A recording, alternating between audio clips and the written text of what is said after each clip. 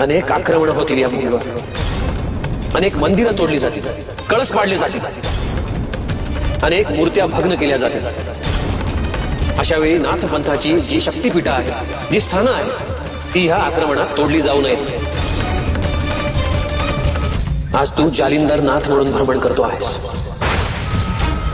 यानंतर जानपीर हे नाव घे, यानंतर जानपीर हे नाव घे, यानंतर जानपीर हे नाव घे.